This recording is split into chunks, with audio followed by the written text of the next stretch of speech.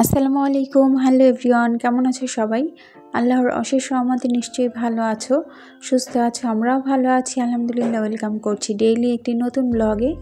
বিসমিল্লাহির রহমানির রহিম। তো আজকে সন্ধ্যা থেকে ব্লগটা শুরু করলাম।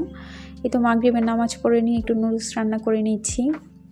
তো আরাফ নুডলস খাওয়ার জন্য বায়না করছিল।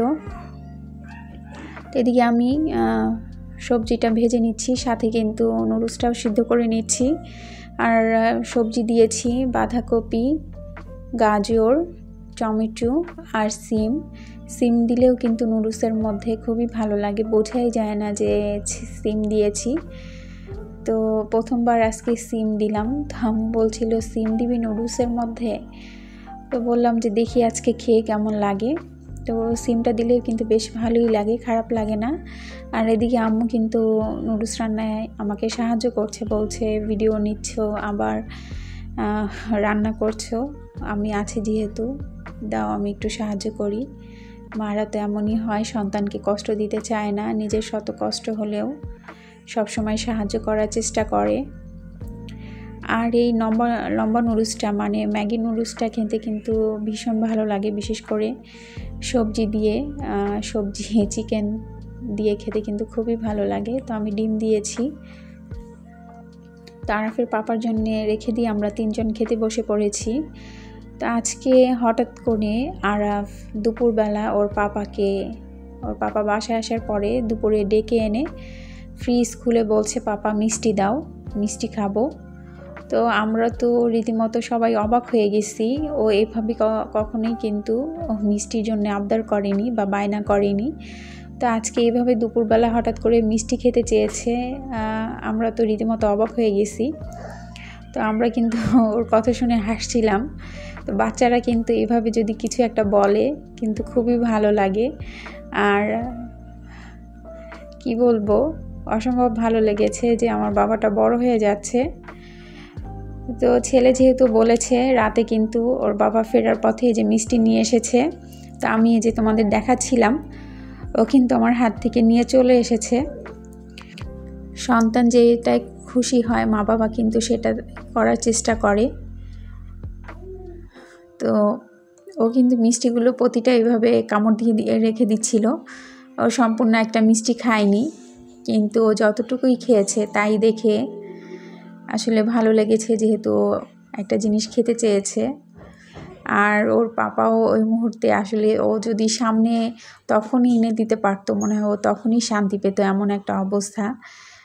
ছেলে যে জিনিসটাই আবদার করে সেটাই সাথে সাথে এনে দেওয়ার চেষ্টা করে। আসলে প্রতিটা মা বাবাই তাই করে, সন্তান যাতে খুশি হয়, ভালো থাকে, নিজেদের শত কষ্ট হলেও কিন্তু সেটা করার চেষ্টা করে, সন্তানকে খুশি রাখার চেষ্টা করে।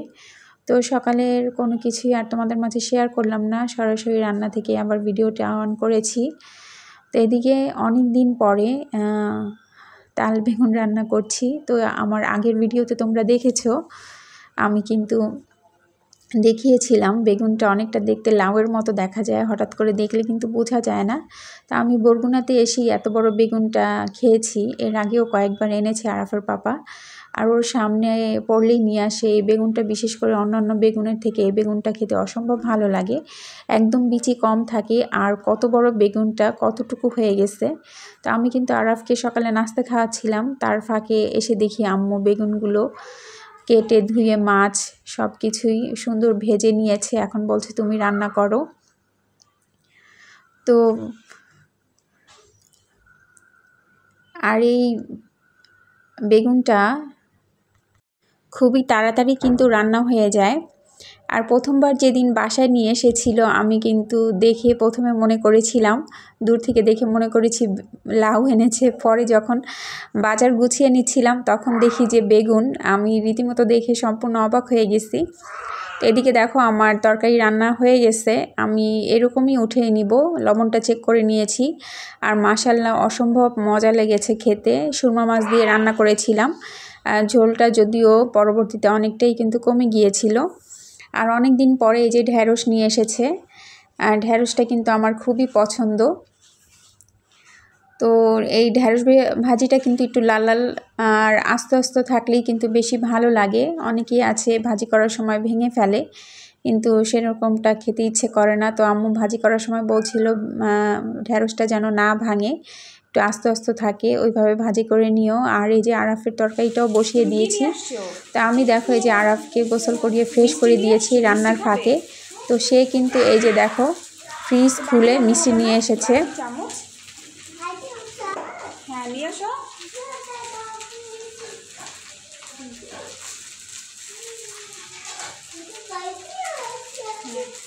চামচ তো আনলে না, চামচ আনতে হবে না আব্বু, চামচটা নিয়ে এসো যাও।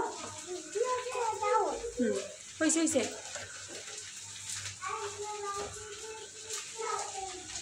যাও নিয়ে এসো।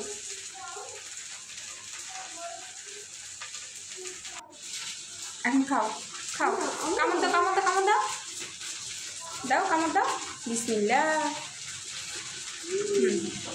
কই কামড় তো দাও নাই, কামড় দাও। খাও। দেখলে তো খাওয়ার নমুনা, সম্পূর্ণ মিষ্টিটা কিন্তু খায়নি, কিন্তু শুধুই বাহানা এনে এনে নষ্ট করার ফন্দি। তো মিষ্টি বাসা ওইভাবে আমরা কেউই খাই না, কিন্তু আরাফের একটু একটু খায়, এর কারণে কিন্তু মাঝে মধ্যেই নিয়ে আসে। আর এইভাবে কিন্তু কখনোই বলেনি মিষ্টি খাওয়ার কথা, এই প্রথমবার বলল, তাই তোমাদের মাঝে শেয়ার করলাম। আর এই যে দেখো ভেন্ডি ভাজিটাও কিন্তু হয়ে গেছে, এই যে আস্তে আস্তে লাল লাল করে ভাজি করে নিয়েছি। আর আমাদের বাসায় সবাই এইভাবেই ভেন্ডি ভাজিটা খেতে পছন্দ করি। আর আমার তো ভেন্ডি ভাজি হলে আর কিছুই চাই না। কথাই আছে যেদিন মজা হয় সব খাবারই কিন্তু খেতে খুবই মজা হয়। তো মাশাল্লাহ তাল বেগুনের তরকারিটা অসম্ভব মজা লেগেছে, আর ভেন্ডি ভাজিটাও। আর এদিকে আরাফের তরকারিটাও কিন্তু রান্না হয়ে গেছে। তো আজকে কিন্তু ভিডিও রিলেটেড কোনো কথাই হয়নি।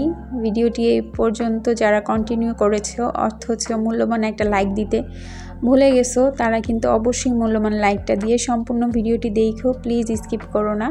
কারণ তোমাদের মূল্যবান লাইকের কারণেই কিন্তু আমার ভিডিওটা অন্যদের কাছে শেয়ার করতে সাহায্য করে।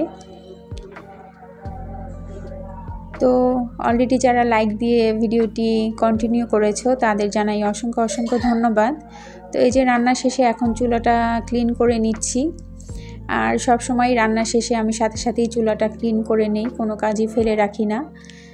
সময়ের কাজ সময়ই করে নিতে পছন্দ করি, কারণ কোনো কাজ ফেলে রেখে দিলেই সেটা পরবর্তীতে অলসতা কাজ করে, সেই কাজটা আর করতে ইচ্ছে করে না।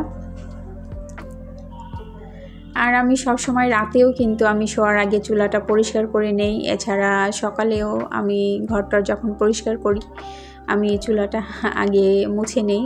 তো আম্মু কিন্তু বলে, আমরা গ্রামেও দেখেছি যে রান্নার আগেও কিন্তু চুলার পাটটা ভালো করে ঝাড় দিয়ে পরিষ্কার করে নেয়। মাটির চুলাগুলো বলে যে চুলা নাকি লক্ষ্মী, তো লক্ষ্মীটাকেই তো ভালো করে যত্ন নিতে হয়। তো গিয়ে এই যে বিছানা টিছানা ঝেড়ে আমিও গোসল করে ফ্রেশ হয়ে নিব। তো ভিডিওটি যারা এই পর্যন্ত দেখেছো মূল্যবান সময় নষ্ট করে, তাদের জানাই অসংখ্য অসংখ্য ধন্যবাদ। সবাই ভালো থেকো, সুস্থ থেকো, আর এভাবেই আমার পাশে থেকো, আমিও তোমাদের পাশে আছি ইনশাল্লাহ। তো আজ এই পর্যন্তই, সবাই আমাদের জন্য দোয়া করো। আল্লাহ হাফেজ।